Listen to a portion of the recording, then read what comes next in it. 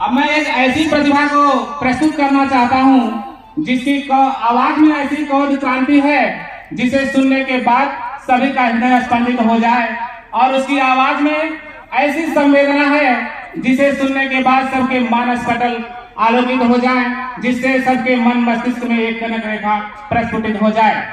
इनकी रचना में हमारे देश के ऐतिहासिक पौराणिक उन महान विभूतियों को और महान वीर सम्राटों का एक ऐतिहासिक पृष्ठभूमि की सारगर्भित देखा है, जिसमें प्रभु श्री राम हो, कृष्ण हो, गांधी हो, महात्मा बुद्ध हो, रानी चेन्नम्मा हो, रानी पद्मिनी हो, चाणक्य हो, चंद्रगुप्त हो और सेल्यूकस हो या महाराणा प्रताप हो। वे एक व्यक्ति के रूप में जन्म लेकर के अपने कर्म के माध्यम से एक श्रेष्ठ व्यक्तित्व ग्रहण किया और अपने दुर्धर्ष चरित्र के माध्यम से हमारे आपके मन मस्तिष्क में एक विचार बन करके प्रतिष्ठित हुए हैं। और क्यों? क्योंकि भगवान श्री राम जितने प्रासंगिक पहले थे उतने आज हैं और आने वाली पीढ़ी के लिए सदियों तक रहेंगे।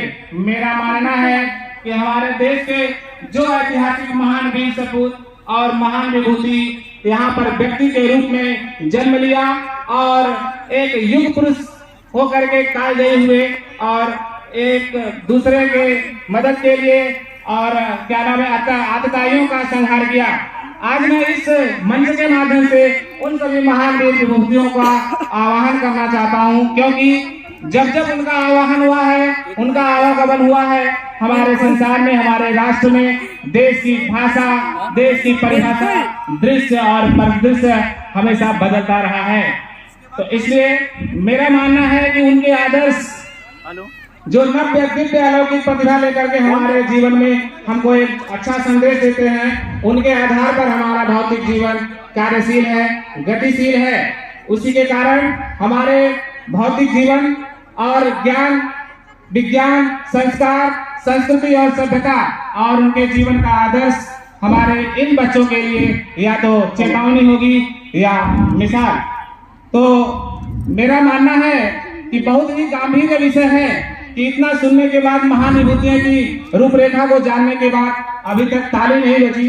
और बात भी सही है कि हमारे इन बच्चों को, अभिभावकों को तो नहीं लेकिन बच्चों को मैं ये कह सकता हूँ कि अभी उन बच्चों को महान विभूतियों का मूल्यांकन करने की सामर्थ्य और प्रबलता नहीं है। तो अब सुना जाए, जब भी ताली बज जाती है तो हमारे आदर्श विचार और संदेश हवा में उड़ जाते हैं और उद्वेग जो है हमारे ऊपर हावी हो जाता है। तो आइए सुनते हैं, विचार आपके हैं, संदेश पूर्वजों के। तो इसी के साथ मैं चंद पंक्तियों के साथ प्रणील पांडे को आमंत्रित करता हूं, जिसकी एक झलक आपके सामने है कि कथानक व्याकरण समझे तो सुरभित छंद हो जाए, हमारे देश में फिर से सुखद मकरंद छा जाए।